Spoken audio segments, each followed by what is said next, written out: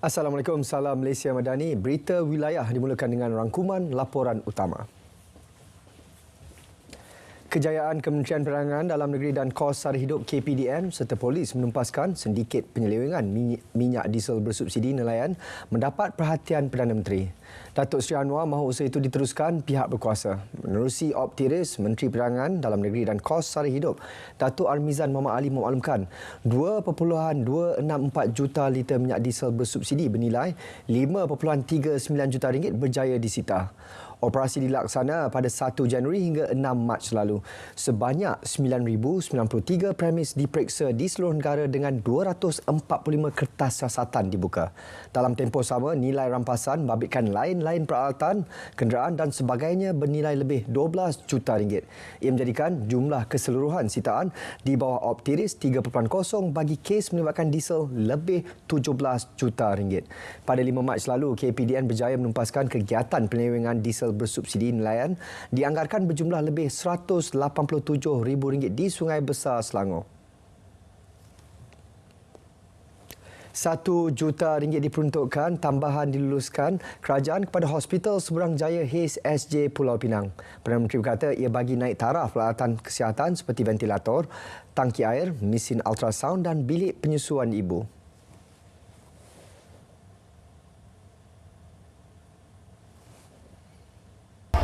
Pantau keadaan-keadaan apa yang mendesak yang diperlukan, projek tambahan yang agak terlambat akan mudah-mudahan insya-Allah siap sebelum akhir ini tahun, dan ada beberapa keperluan perkakasan peralatan yang perlu segera akan saya luluskan, beberapa permintaan yang segera RM1 juta, tapi yang lain itu akan ikut prosesnya. Beliau berkata demikian selepas mengadakan lawatan rasmi ke hospital berkenaan. Aspek keselamatan dalam talian terutama bagi kanak-kanak perlu diberi penekanan. Justru Menteri Komunikasi Fahmi Fadil berkata pertemuan akan diadakan kementeriannya dengan Kementerian Pendidikan dalam masa terdekat bagi membincangkan perkara tersebut.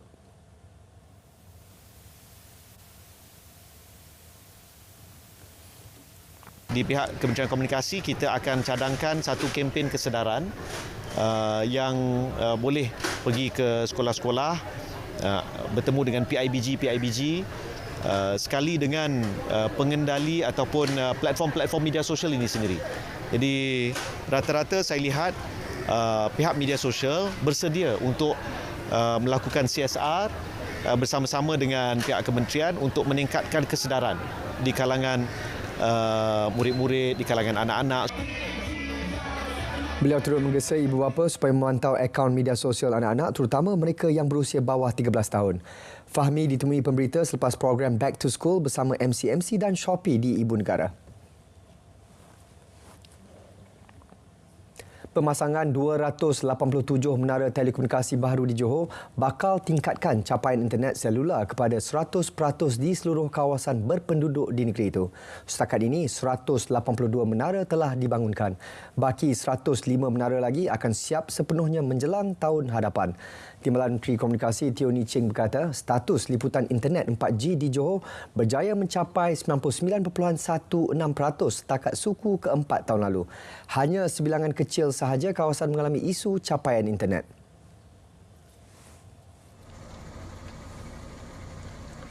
It's very difficult for me to pinpoint satu area kerana itu memang di seluruh Johor, tetapi kebanyakan adalah kawasan-kawasan pendalaman ataupun felda ataupun kampung di mana oleh sebab penduduk di sana tak ramai. Kementerian Pertahanan beri jaminan siasatan penyalahgunaan kuasa Angkatan Tentera Malaysia ATM telus. Timbalan Menteri Pertahanan Adli Zahari berkata pihaknya mempunyai SOP tersendiri dalam memberi keadilan terhadap isu berbangkit terutama berkaitan masalah disiplin dan salah guna kuasa tanpa mengira pangkat. SOP kita di peringkat dalaman seperti mana yang diumumkan oleh Parlimen Tentera Darat sendiri dan Seri Datuk Hafizuddin, kerana kita tahu bahawa penyiasatan kita di peringkat dalaman itu penting. Itu sebab kadang-kadang dalam proses kita kalau ada terkait dengan pegawai-pegawai itu memang kita lihat dari segi proses itu. Jadi kadang-kadang kita hentikan dulu dari segi kuasa pegawai itu dan supaya penyiasatan itu boleh dibuat secara bebas.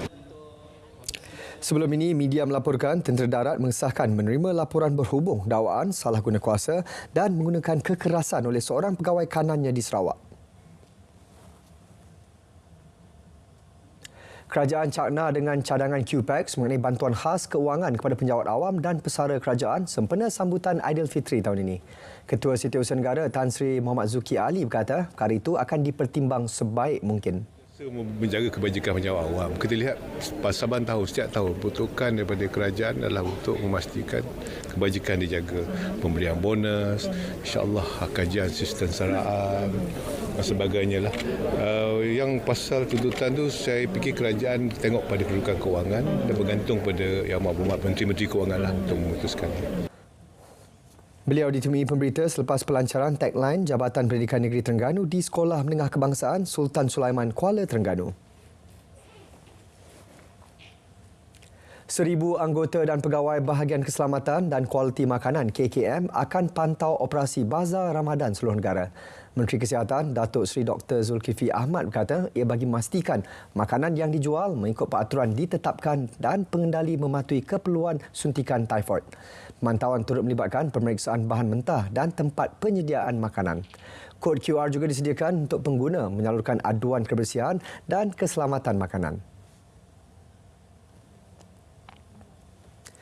Beberapa langkah proaktif diambil PLAS Malaysia Berhad PLAS untuk kelancaran operasi lebuh raya dan Plaza Tol terutama pada waktu puncak sepanjang Ramadan. Antaranya memastikan semua lorong masuk dan keluar di Plaza Tol beroperasi sepenuhnya. Selain menyediakan alat bantuan mudah alih, pembaca pembayaran tol dan alat bantuan sokongan. Semua kerja penyelenggaraan di Plaza Tol juga akan ditamatkan sebelum pukul 4.30 petang. Waktu puncak dianggarkan bermula pada pukul 5 hingga 6 petang pada setiap hari bekerja. 15 kes berkaitan cuaca panas dikesan di seluruh negara bermula minggu pertama tahun ini hingga semalam. Ketua Pengarah Kesihatan Datuk Dr. Muhammad Razi Abu Hassan berkata 4 kes adalah strok haba manakala 11 lagi kelesuan haba. Masing-masing 7 kes dikesan di Perak dan Kedah manakala 1 kes di Sabah melibatkan 12 dewasa dan 3 remaja. Pada awal dan juga kita telah mengeluarkan beberapa nasihat-nasihat kepada orang awam untuk cara-cara macam mana untuk kita mengelakkan. So, yang penting sekalinya ialah mengelakkan daripada terdedah kepada cuaca yang panas ini. Kita kena kurangkanlah kecuali betul-betul kita perlu. Kena memastikan hidrasi, betul minum air yang banyak dan juga kalau misalnya kita terpaksa pergi ke sana kita kena pakai pakaian yang sesuai, pakai payung ke apa ke untuk mengelakkan daripada kita terdedah dan juga kita kena lihat juga golongan-golongan yang berisiko yang lagi senang untuk dapat masalah haba ini. Beliau ditemui pemberita pada majlis perasmian Wellness Hub Terengganu yang disempurnakan Menteri Kesihatan Datuk Seri Dr. Zulkifli Ahmad di Kuala Nerus. Untuk laporan cuaca seluruh negara bersama pegawai Met Malaysia Syazwani Yahya. Baiklah, Assalamualaikum dan salam Malaysia Madani. Baiklah, pada ketika ini rantau negara masih lagi menerima pengaruh angin dari arah timur laut dengan kelajuan yang agak sederhana iaitu sekitar 30 hingga 40 km sejam. Oleh itu, Met Malaysia tidak mengeluarkan sebarang amaran angin kencang dan laut berkelora buat masa ini. Baiklah, kita teruskan dengan melihat paparan imej gema radar terkini di mana hujan berserta ribut petir kini masih lagi diperhatikan di negeri Kelantan dan Terengganu. Dan keadaan hujan ini kini bergerak menuju ke arah barat memasuki negeri Perlis, Kedah, Pulau Pinang, Perak dan juga Pahang. Selain itu, sedikit hujan kini turut diperhatikan di bahagian Petaling, Selangor dan juga bahagian barat negeri Johor. Keadaan ini dijangkakan akan beransur reda menjelang malam nanti. Baiklah, bagi Sabah dan Sarawak, seperti yang diramalkan, tiada hujan yang dicerap di negeri Sabah pada petang ini. Hujan kini lebih tertumpu di sekitar kawasan selatan Sarawak dan keadaan ini ini mampu untuk berterusan dalam jangka masa yang agak lama. Oleh itu, Met Malaysia masih lagi mengekalkan amaran hujan berterusan peringkat waspada melibatkan bahagian Kuching, Serian Samarahan, Seri Aman, Betung, Sarike, Sibu, Mukah dan juga Song di bahagian Kapit di negeri Sarawak. Amaran ini dijangkakan akan berkuat kuasa sehingga ke hari esok, iaitu 10 Mac 2024. Oleh itu, bagi orang ramai yang tinggal di kawasan berkenaan, anda dinasihatkan supaya sentiasa berjaga-jaga dengan keadaan hujan dan juga potensi banjir yang masih lagi boleh berlaku. Baiklah, sekian sahaja laporan cuaca untuk petang ini. Sekarang kita lihat ramalan cuaca bagi bandar-bandar utama di seluruh Malaysia. Sekian, saya Wani Yahya. Assalamualaikum.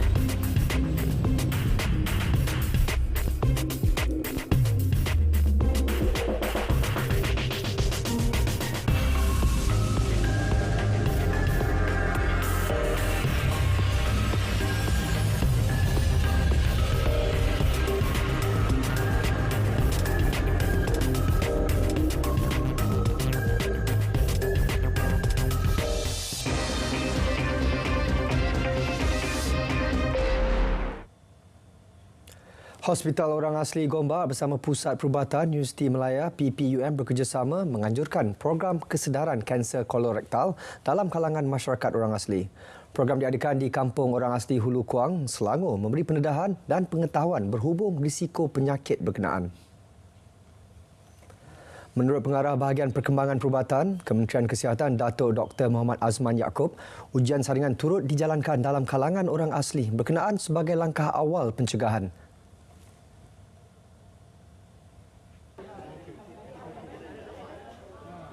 Kebanyakan masyarakat kita pada hari ini datang ke hospital bila berada dalam keadaan yang agak serius. Kalau bahasa mudah, semua orang faham bila kita datang ke hospital dah stage keempat. Jadi ini amat menyukarkan kami di pihak hospital untuk memberi rawatan.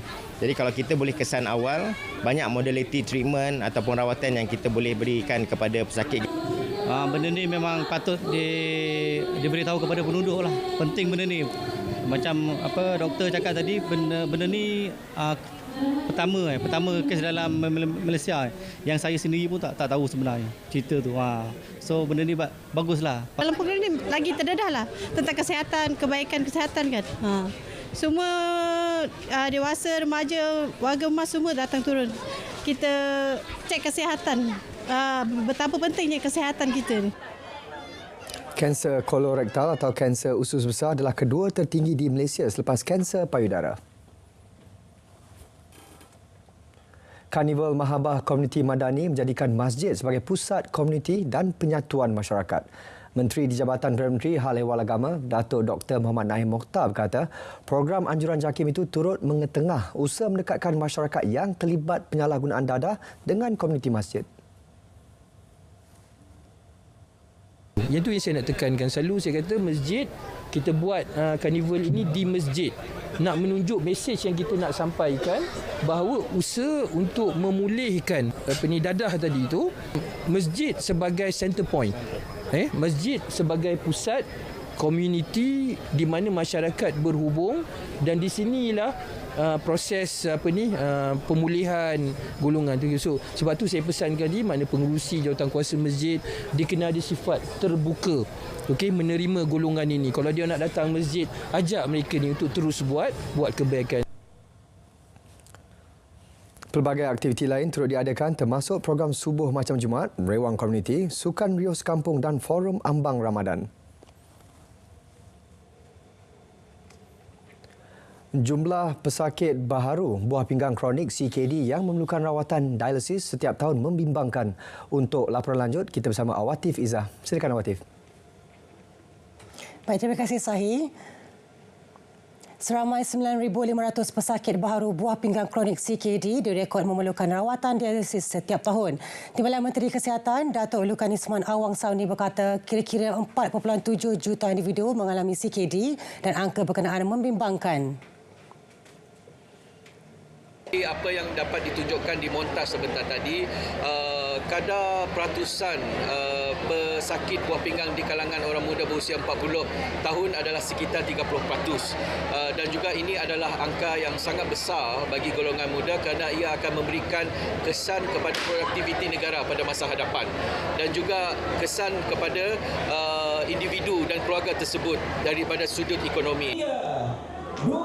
Beliau berkata demikian pada perasmian sambutan Hari Buah Pinggang Sedunia Peringkat Kebangsaan 2024 di Lawan Astaka Taman Tasik Titiwangsa, Ibu Negara.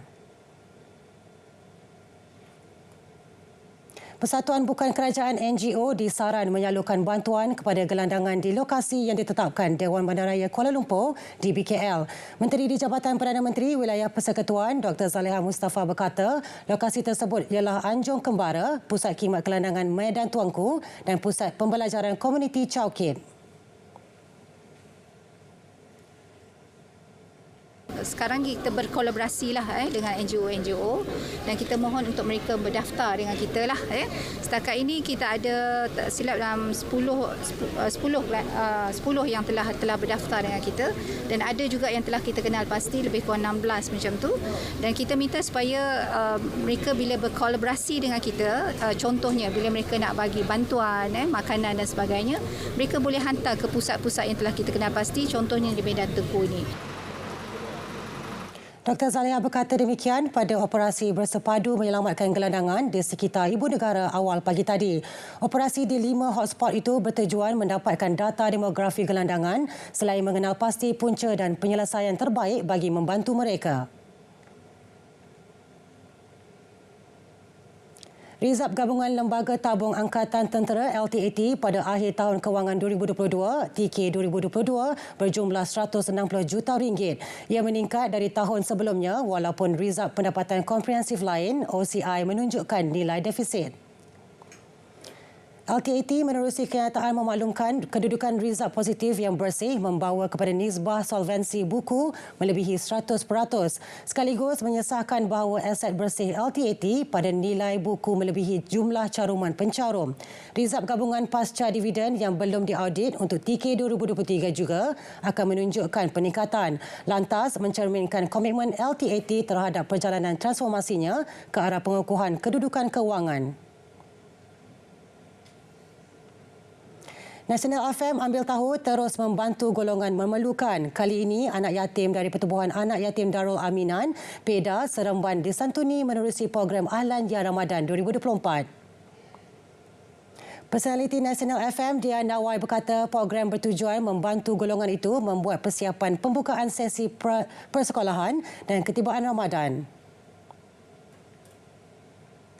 Semestinya untuk kita menyantuni anak-anak yatim, membuatkan mereka gembira untuk menyambut ketibaan Ramadan, dan apatah lagi bila dapat beg sekolah baru kan.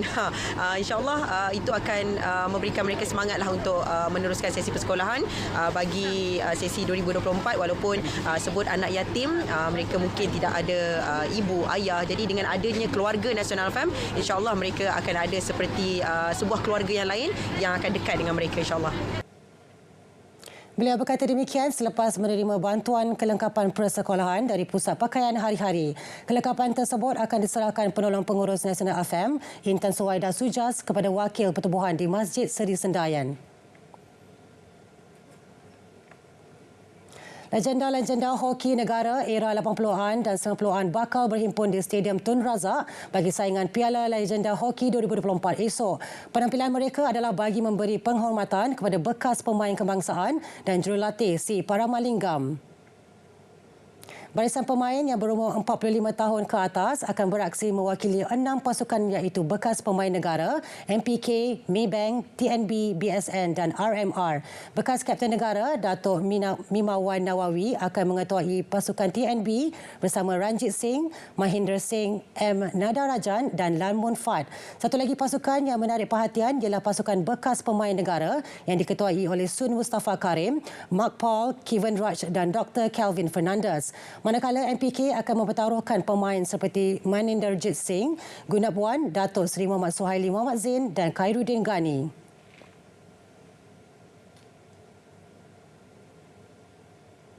Itu sahaja perkembangan dari Kuala Lumpur untuk hari ini. Dari Sungai ke Segara, Palestin, Pasti Merdeka.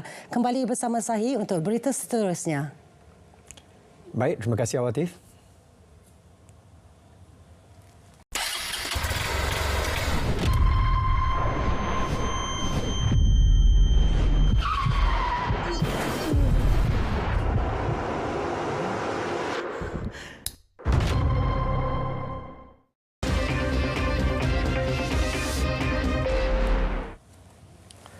Paparan dari negeri di bawah bayu. Sabah terus komited bangunkan negeri dan sedia peluang pekerjaan kepada rakyat. Perinciannya langsung bersama Muhammad Syarizam Awang di Kota Kinabalu. Silakan Ijam. Baik Sahih, Sabah terus komited dalam usaha membangunkan negeri serta menyediakan peluang pekerjaan kepada rakyat. Ketua Menteri Datuk Seri Panglima Haji G. Nur berkata ini terbukti menerusi peningkatan kemasukan pelabur ke Taman Perindustrian Minyak dan Gas Sipitang, Sogip dan Taman Perindustrian Kota Kinabalu KKIP dalam tempoh 2 tahun. Menurut Datuk Haji J, kerajaan negeri juga merancang untuk membuka Taman Perindustrian Minyak dan Gas yang baharu di Kimanis serta sebuah lagi Taman Perindustrian baharu di antara Kota Belud dengan Kota Marudu atau Kudat. Beliau yang juga Presiden Parti Gagasan Rakyat Sabah, Gagasan Rakyat berucap merasmikan mini karnival Gagasan Rakyat di Kota Kinabalu. Sementara itu, Ketua Pemuda Gagasan Rakyat, Datu Fairuz Rendan berkata, Sayap Pemuda Gagasan Rakyat akan mengadakan karnival seumpama di peringkat akar umbi seluruh negeri. Ini karnival ini sebenarnya idea kita dan juga idea daripada Yang Amat Berhormat Ketua Menteri. Dia mau kalau kita selalu adakan karnival di bandar, banyak kawasan-kawasan di pendalaman tidak dapat turun. So tadi Yang Amat Berhormat Ketua Menteri ada mengatakan karnival ini patut diteruskan dan akan diteruskan. Bukan hanya di daerah, tapi kita akan teruskan di 73 adun, 74 termasuklah Pulau Labuan. Karnival sehari ini diisi dengan pelbagai aktiviti, antaranya acara mewarna kanak-kanak, permainan congkak dan cabutan bertuah. Pihak berkuasa tempatan PBT yang mempunyai banyak koloni setinggan perlu mencapai penurunan yang ketara menjelang akhir tahun 2025. Timbalan Ketua Menteri Datuk Seri Panglima Dr. Joakim Gonsalam berkata, setiap PBT juga perlu mempunyai pelan daerah menangani setinggan di kawasan masing-masing. Sehingga kini kita telah mengenal pasti bahawa secara keseluruhan terdapat sebanyak 285 koloni setinggan di seluruh negeri Sabah dengan 33,566 buah rumah melibatkan 130,397 bilangan penduduk. Datuk Dr. Joakim yang juga pengurusi Jabatan Kuasa Induk menangani setinggan berkata hanya daerah Ranau, Kota Belud dan Tuaran yang tidak mempunyai koloni setinggan. Beliau berucap dalam Majlis Penyampaian Anugerah Perkhidmatan Cemerlang dan Majlis Amanat Menteri Kementerian Kerajaan Tempatan dan Perumahan KKTP di Kota Kinabalu. Dalam perkembangan berkaitan, Datuk Dr. Joakim yang juga Menteri KKTP mengarahkan semua PBT menyediakan kajian keperluan perumahan di PBT masing-masing serta mengenal pasti dan menyenaraikan tanah yang tersedia dibangunkan untuk pembangunan program perumahan rakyat PPR. Beliau turut mengingatkan semua PBT berusaha menjana pendapatan dan mengelak pembaziran serta ketirisan. Sabah dan Pulau Pinang berhasrat menjalin kerjasama dalam bidang pertanian untuk melahirkan usahawan menerusi projek penanaman lada di Tamparuli, projek pembenihan tiram di Tuaran dan pembuatan belacan di Papar. Bagi merealisasikan usaha itu, Sabah akan menyediakan lokasi pelaksanaan projek, manakala Pulau Pinang akan menyumbang dalam aspek kemahiran. Penang dan Sabah. Dan terasa selepas mendengar cerita dua negeri ini, terdapat ada yang boleh dipelajari juga, yang boleh dipelajari bersama dan ada yang boleh dicontohi dan sebaliknya. Seterusnya saya akan ke 2-3 tempat yang mana program LADA, Tiram dan Belacan. Kita akan kunjungi kawasan-kawasan ini yang mana mungkin kita boleh melakukan hubungan dua hadal antara Pulau Pinang dengan Sabah dalam membentuk hubungan usahawan. Mungkin ada pasar-pasaran yang di sana. Mereka menyatakan demikian dalam kunjungan hormat Exko Perdagangan, Pembangunan Keusahawanan dan Luar Bandar Pulau Pinang, Rashidi Zinol di Kota Kinabalu.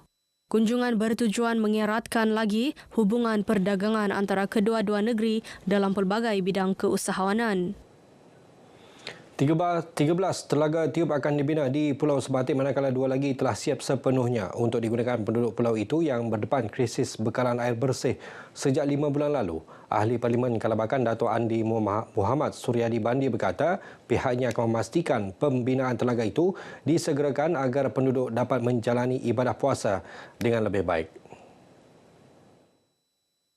Jelas Datuk Muhammad Suryadi, selain itu projek sistem penyagaraman air laut juga akan dibina di pulau tersebut serta menambah baik telaga tiup sedia ada yang memerlukan kos sehingga RM50,000 bagi menampung keperluan penggunaan air bersih sehingga 10 juta liter sehari.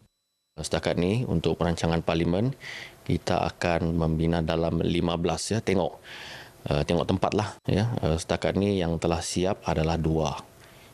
Ini belum kira lagi yang sedia ada. Yang sedia ada kita tengah mendapatkan data lagi daripada pihak ketua-ketua kampung. Beliau ditemui pemberita selepas menghadiri mesyuarat khas Jawatan Kuasa Pengurusan Bencana Daerah Tawau di Majlis Perbandaran Tawau. Katanya krisis bekalan air bersih akan pulih sepenuhnya apabila empangan air Cinta Mata di Gudang 4 Tawau siap sepenuhnya pada tahun 2026. Dewan Bandaraya Kota Kinabalu DBKK sentiasa menitik beratkan kesaksamaan gender bagi memperkasa peranan wanita di peringkat kepimpinan DBKK. Mayor Bandaraya Kota Kinabalu Datuk Seri Dr. Sabin Samita berkata 42% daripada kaki tangan kumpulan pengurusan tertinggi DBKK dianggotai wanita. Datuk Sabin menegaskan DBKK akan sentiasa memastikan hak serta kebajikan kaki tangan wanita dilindungi selain persekitaran tempat kerja yang sejahtera. Kita DBKK sebenarnya tidak melihat kepada gender sebenarnya. Kita memberikan keutamaan kepada kemampuan dan kebolehan mereka terutamanya di peringkat tertinggi ini adalah dapat memberikan kepimpinan yang berkesan kepada warga DBKK. Beliau ditemui pemberita selepas perasmian sambutan Hari Wanita DBKK 2024 yang disempurnakan Adun Kapayan Jenny Lasimbang. Sementara itu, Jenny yakin pemerkasaan wanita mampu melestarikan pembangunan wanita dalam pelbagai aspek. In politics also, I think it's very important that not only having the 30% but beyond that. And then I hope that the government will also give opportunity for more women to be in that position because it's only melalui peluang ini wanita juga boleh menunjukkan bahawa mereka adalah pemimpin yang boleh juga menyandang jawatan-jawatan seperti itu. 5 pelajar Sekolah Menengah Kebangsaan Benoni Papar berpeluang menyertai program lawatan sambil belajar ke Juntin High School Jepun September depan. Lawatan turut disertai beberapa guru pengiring sekolah berkenaan. Pengetuanya Iqbal Han Ismail memberitahu lawatan ke Juntin merupakan usaha pihak sekolah untuk membangunkan kapasiti pelajar ke peringkat antarabangsa selain memberi peluang kepada pelajar terlibat untuk memperoleh input yang lebih besar di luar negara. Mungkin RTM dapat mewar-warkan program kami ini dan komuniti akan menyokong program ini di mana kita tahu komuniti akan membantu untuk bidang pendidikan. Beliau berkata demikian kepada RTM selepas mengadakan kunjungan hormat terhadap pengarah penyiaran Sabah Salma Hashim di Kompleks Bersepadu Kementerian Komunikasi Kota Kinabalu. Baik, setakat ini perkongsian dari negeri di bawah bayau. Terus ikuti lebih banyak perkembangan semasa dalam negara bersama dengan Sahih. Dari sungai hingga ke segara, Palestin pasti merdeka. Silakan Sahih. Terima kasih, Jam.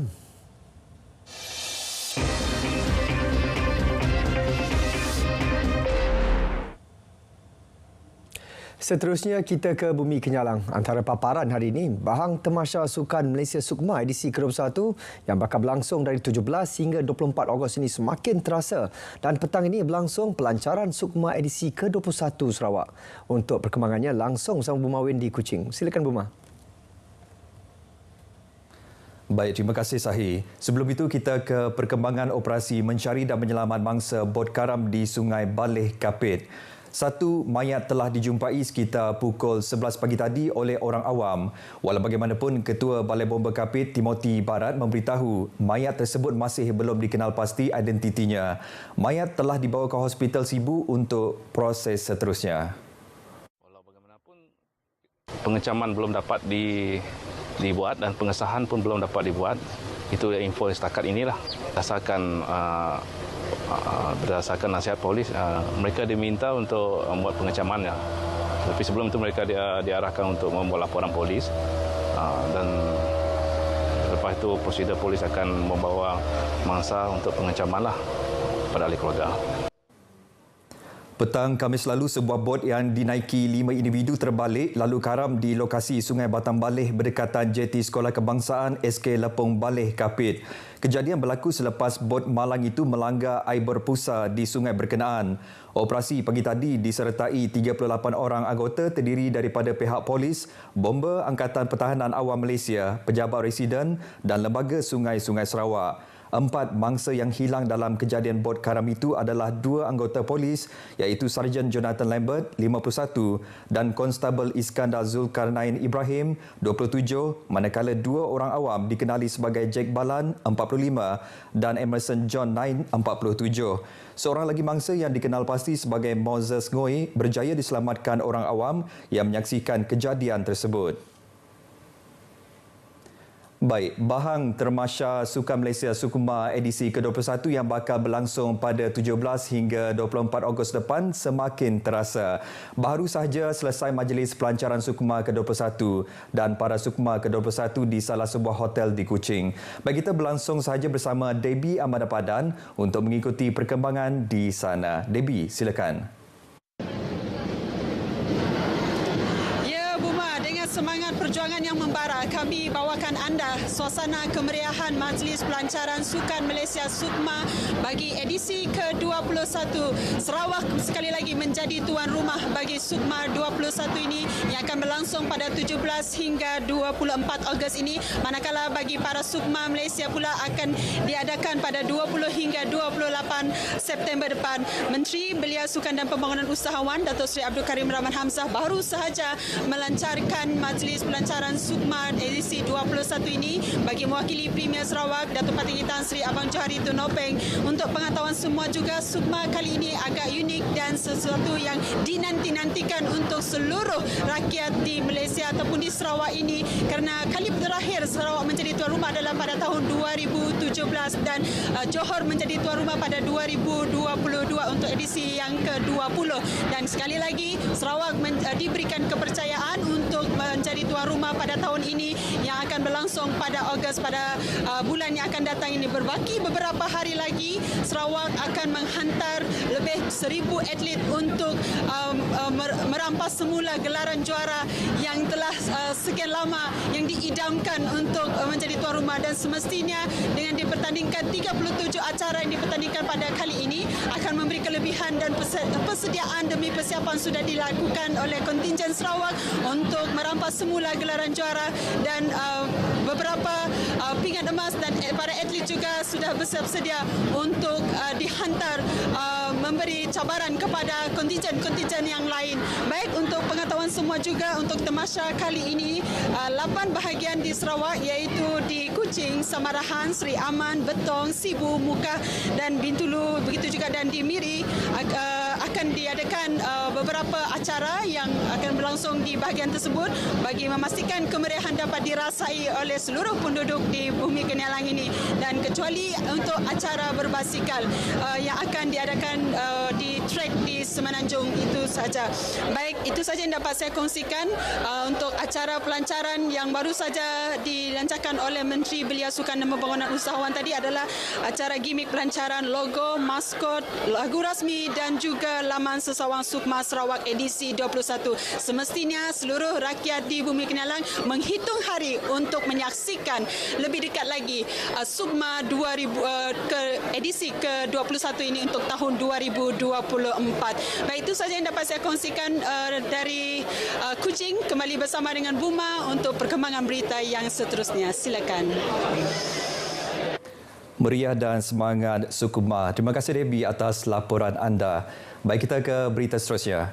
Bahagian Limbang berpotensi sebagai pusat hub halal seperti di Tanjung Manis. Timbalan Premier Dato' Amar Awang Tengah Ali Hassan berkata, industri halal boleh diwujudkan di bahagian utara negeri ini susulan potensi daerah Limbang dan Lawas sebagai pusat penghasilan pelbagai produk makanan tempatan.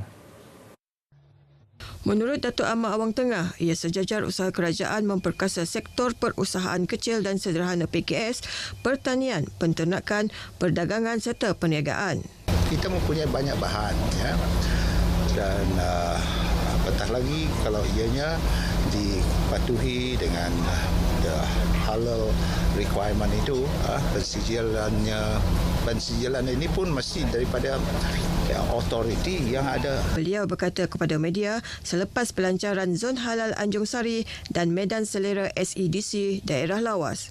Dato' Amar Awang Tengah juga menyatakan Sarawak terus memperkukuh kerjasama dengan negara jiran Brunei Darussalam berkaitan pembangunan industri halal melibatkan penghasilan makanan berasaskan pertanian, penternakan dan PKS. Satu jawatan kuasa bersama antara Sarawak dan Brunei ditubuh bagi membincangkan pelbagai perkara yang memberi manfaat bersama. Ini termasuk perhubungan sosial, perniagaan PKS, pelaburan dalam mempertingkatkan perniagaan dan pembangunan rentas sempadan Sarawak Brunei. Malah katanya, penubuhan Pejabat Perdagangan dan Pelancongan Sarawak di Brunei, STATOP, dijangka beroperasi tahun ini dan akan memberi manfaat kepada kedua-dua pihak dalam pelbagai aspek ekonomi.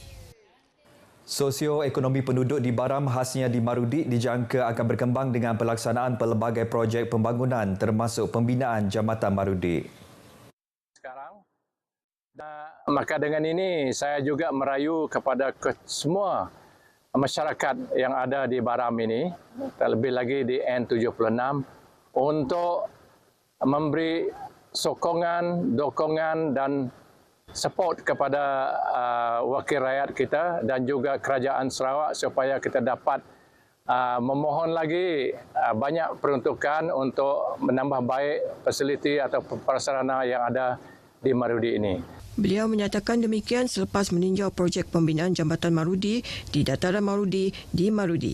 Projek Jambatan Marudi dengan kos RM116.5 juta dijangka siap Jun 2025. Sementara itu, Ketua Masyarakat di Marudi bersyukur dengan rancangan pembangunan di daerah Marudi.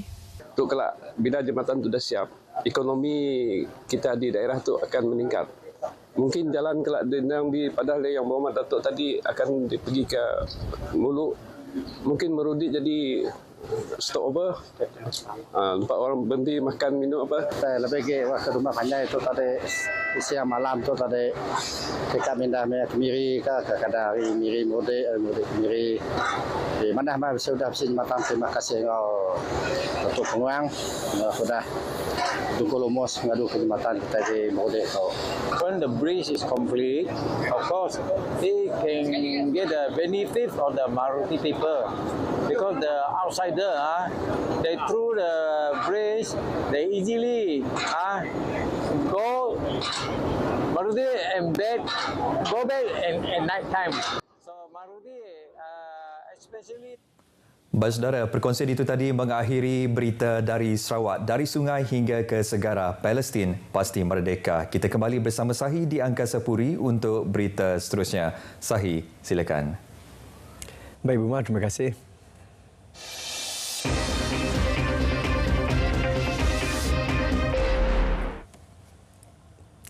Labuan dipilih sebagai lokasi pertama dalam 5 siri pelaksanaan Pusat Komuniti Desa PKD Mobile di seluruh negara tahun ini. Ketua Setiausaha Kementerian Kemajuan Desa dan Wilayah KKDW, Datuk Seri Ramlan Harun berkata pelaksanaannya melibatkan kawasan yang tidak punya akses kepada perkhidmatan PKD sedia ada atau yang terletak jauh dari bandar. Ia bagi membolehkan komuniti mendapatkan perkhidmatan bukan hanya daripada PKD, malah perkhidmatan daripada jabatan dan agensi lain tanpa perlu membuat perjalanan jauh. Selain itu, program ini merupakan satu platform bagi mendapatkan input dan maklum balas berkaitan perkhidmatan kerajaan daripada masyarakat luar bandar melalui soal selidik ringkas yang akan dijalankan sepanjang program berlangsung. Beliau berucap merasmikan program PKD Mobile 2024 peringkat Labuan. Teks ucapannya disampaikan Setiausaha Bahagian Pembangunan Ekonomi Komuniti Muhammad Sabri Ramli. Dalam pada itu, sebanyak 21 kementerian, jabatan, agensi kerajaan dan swasta turut bersama-sama menjayakan program ini. Pelbagai aktiviti menarik diadakan seperti pameran, kuis, persembahan, pentas dan jualan rahmah.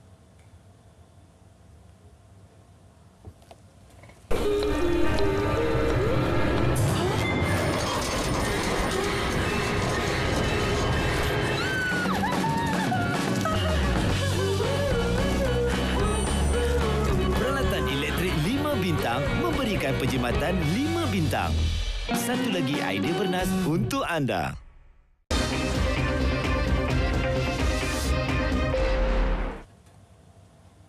Lebih RM1 bilion diluluskan Kerajaan Persekutuan bagi 83 projek pembangunan Rolling Plan RP4 Kementerian Pendidikan KPM untuk negeri Terengganu. Menurut Ketua Setiausaha Negara Tan Sri Mohamad Zuki Ali, 26 merupakan projek baharu manakala 57 projek sambungan. Jelas beliau, di Kuala Terengganu, 7 projek baharu bernilai RM35 juta telah diluluskan. Sementara 7 projek sambungan bernilai RM80 juta sedang dilaksana. Yang paling mustahak peruntukan itu dibelanjakan dengan tempoh kadar yang cepat untuk memastikan agar hasrat kerajaan untuk memastikan sistem pendidikan dapat mencapai matlamat. Itu yang kritikal. Yang kita tak nak bila kita umumkan, kajian umumkan, tapi take off tu lambat.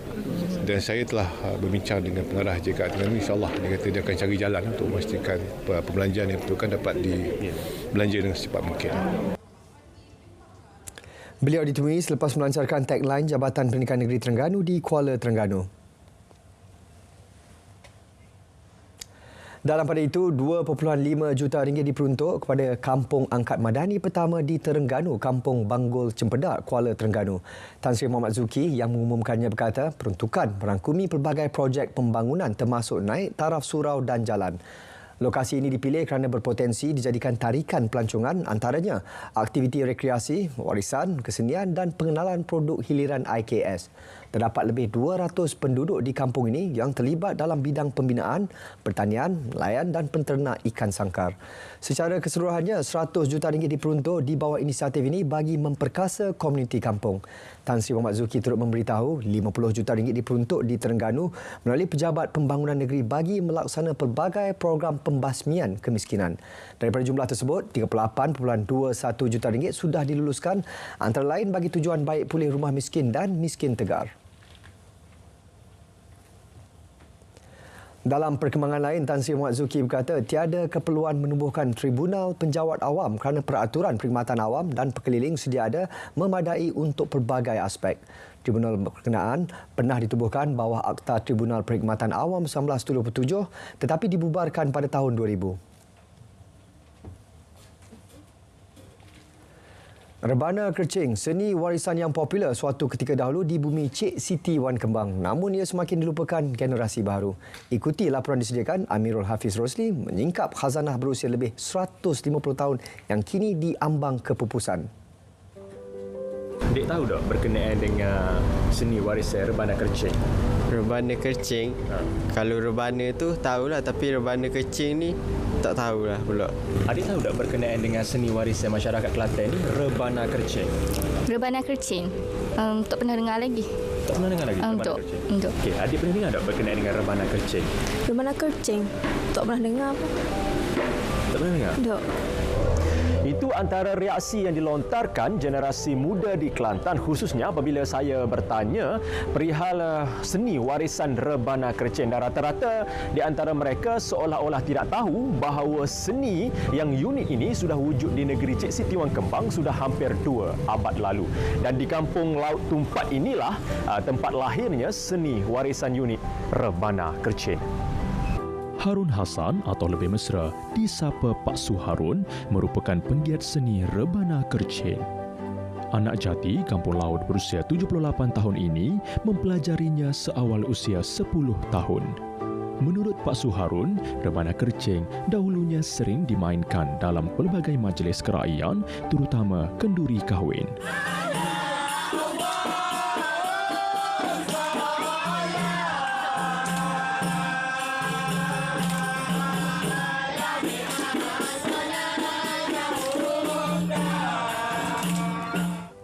Rebana Kercing dibawa masuk ke tanah Melayu oleh pedagang Arab sebelum diolah dengan elemen kemelayuan. Golongan dewasa bertindak sebagai pemalu rebana, manakala kanak-kanak sebagai penari. Masa pedagang-pedagang Arab daripada Palestin datang, dia tengok masjid ada di Kampung Laut. Dia kata untuk menaikkan lagi kepada anak-anak kecil ini supaya minat kepada agama, minat kepada Islam, yang mengadakanlah permainan rebana Kercing ini. Bagaimanapun, kumpulan tarian rebana Kercing di Kampung Laut ini dipercayai satu-satunya yang masih wujud di dunia. Justru, Universiti Malaysia Kelantan UMK tampil dengan pelbagai inisiatif untuk memelihara khazanah itu agar tidak pupus di telan zaman. Ini satu kebaikan kalau mana-mana UMK telah begitu bersuaralah untuk menghidupkan balik rebana Kercing ini, termasuklah profesor-profesor di UMK itu yang berminat, dan dia telah buat satu pertandingan tahun lepas ini pada pelajar-pelajar sekolah-sekolah rendah ni yang paksu di Jepun. Begitu juga dengan Duta Amerika pada Jepun. Inisiatif lain termasuk penyelidikan dan dokumentari. Usaha itu turut mendapat perhatian Kedutaan Amerika Syarikat yang menaja dana penyelidikan UMK. Nantikan kupasan lanjut rebana Kercing, khazanah seni yang semakin pupus dalam siri 2 esok.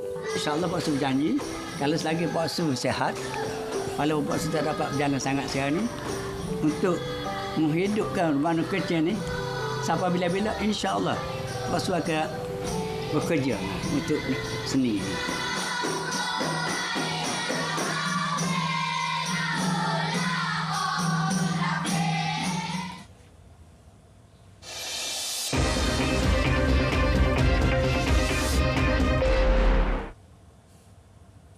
Sempena menyambut bulan Ramadan, Giat Mara Padang Besar dan Arau melaksanakan program Istiqbal Ramadan khusus buat pelatih dan tenaga pengajar. Menerima lebih 100 penyertaan, program bertujuan menaikkan semangat untuk menyambut bulan Ramadan dengan penuh rasa syukur dan gembira. Menurut Pengarah Giat Mara Negeri, Harun Razi, pelbagai aktiviti santapan rohani dilaksana. Bagi memupuk semangat muhibah dan kerjasama, peserta turut bergotong royong menyediakan hidangan untuk program berkenaan.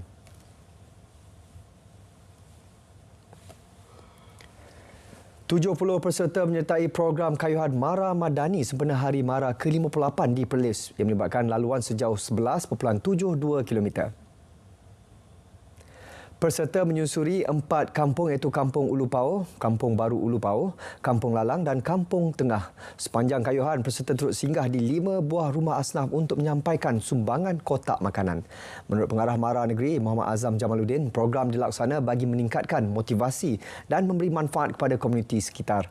Ia juga platform kepada komuniti Mara untuk memahami perjuangan Mara memperkasa sosioekonomi Bumiputera.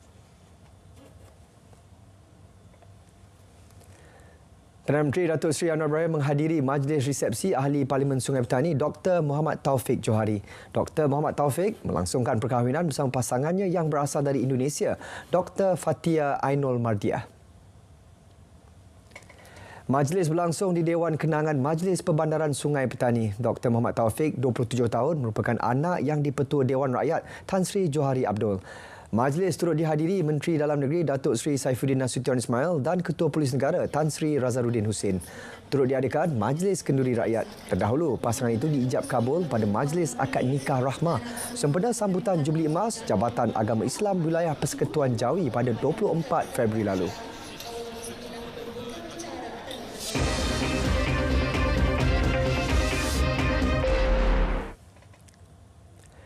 8 lokasi dipilih KPDN Johor untuk pelaksanaan Jualan Rahmah Madani Back to School bermula hari ini dan esok.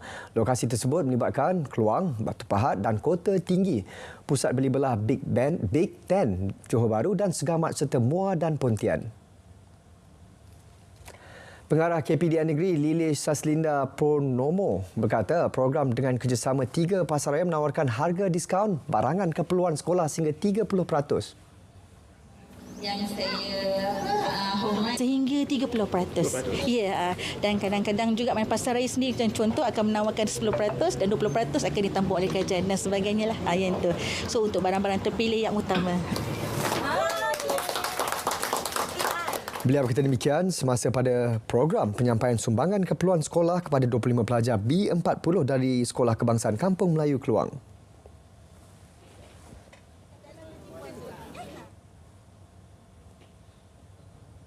Sementara itu, Bazar Ramadan Rahmah Madani di Johor tahun ini beroperasi di 8 lokasi melibatkan Mersing, Muar, Johor Bahru dan Kluang.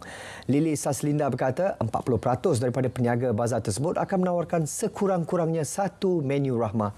Peniaga terlibat juga ditawarkan kad diskaun menu rahmah membolehkan mereka berbelanja di 5 pasaraya terpilih. KPDN juga menawarkan inisiatif e-wallet kepada 660 peniaga selain RM20 kredit e-dompet kepada 8,000 pengunjung sebagai usaha menggalakkan digitalisasi di Bazar Ramadan.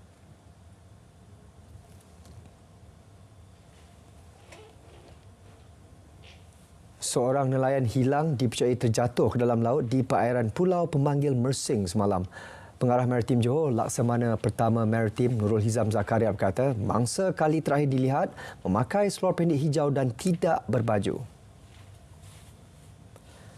Menurutnya lagi, operasi mencari mangsa dikenali Muhammad Sufian Alwi, 32 tahun, bermula 5 petang semalam bersambung pagi tadi. Kawasan pencarian dipecahkan kepada 4 sektor seluas 74 batu nautika persegi. Ia melibatkan Polis Marin, Tentera Laut Diraja Malaysia, Jabatan Perikanan dan Persatuan Nelayan Mersing.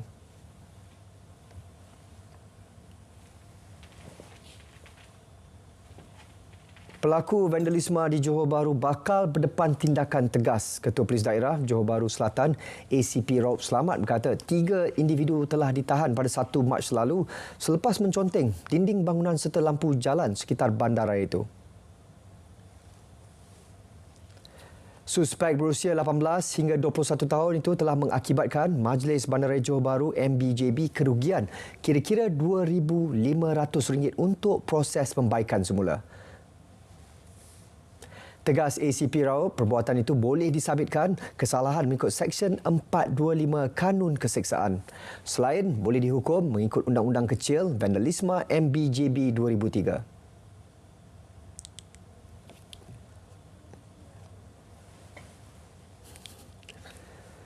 Fama Melaka menyasarkan nilai jualan RM160,000 menerusi program Semarak Ramadan Madani yang bermula 7 hingga 10 Mac ini. Pengarahnya, Nur Azhar Abdul Hamid berkata ia melibatkan 5 pasar tani iaitu Pasar Tani Selandar, Lubuk Cina, Masjid Tanah, Jasin dan Melimau. Untuk promosi kita ada jualan beras, ya. Kemudian kita ada combo madani. Dulu kita ada 4 combo bahan keperluan dapur dan kita tambah salah satunya ialah bawang, ya. Dan kita juga ada jualan promosi daging segar. Kita juga ada buat promosi ayam standard dan juga kita ada satu lagi kita buat jualan produk agromas kita. Beliau berkata demikian ketika ditemui pemberita pada program Semarak Ramadan Madani di Pasar Tani Masjid Tanah. Hadir sama Ahli Dewan Undangan Negeri Adun Lendu, Datuk Seri Sulaiman Muhammad Ali.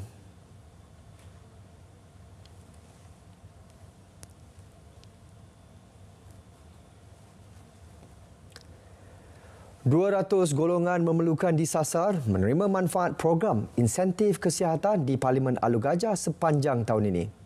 Ahli Parlimennya, Adli Zahari berkata, perkhidmatan kesihatan dari rumah ke rumah berkenaan digerakkan ke Pusat Khidmat Masyarakat Parlimen itu dengan kerjasama Universiti Melaka. Beliau berkata antara perkhidmatan ditawarkan adalah khidmat nasihat kesihatan, kebersihan dan bantuan peralatan kesihatan. Kita lihat antaranya adalah tentang kebersihan dan bagaimana kita dapat membantu dan keperluan-keperluan dan peralatan-peralatan kesihatan. Jadi dalam masa yang sama bukan sahaja kita boleh memberikan khidmat kesihatan kepada pesakit, tetapi sebenarnya kita boleh juga melakukan khidmat kesihatan itu kepada warga dalam rumah itu sendiri. Jadi ini pun penting. Kadang-kadang yang menjaga pesakit itu pun kadang-kadang sakit juga. Jadi ini yang harus kita berikan tumpuan, dan saya fikir dengan model ini apa yang diusahakan oleh Unimel dengan kerjasama kita akan menjadikan warga Alu Gajah lebih sihat. Beliau berkata demikian ketika hadir pada Karnival Rahman Parlimen Alu Gajah dan pelancaran ziarah medik madani di dataran keris Alu Gajah.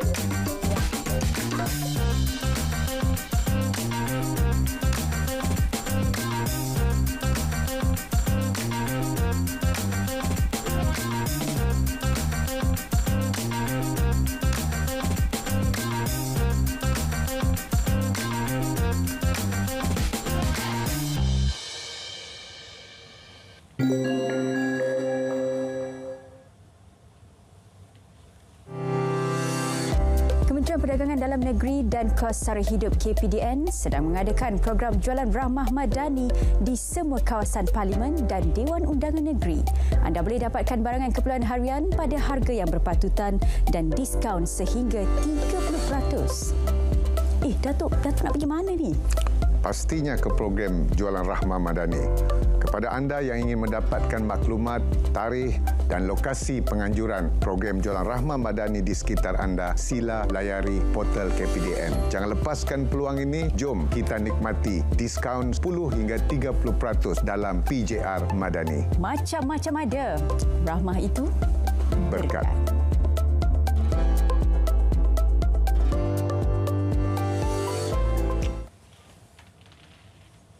Berita wilayah berakhir di sini. Dari sungai ke segara, Palestin pasti merdeka. Salam Malaysia Madani.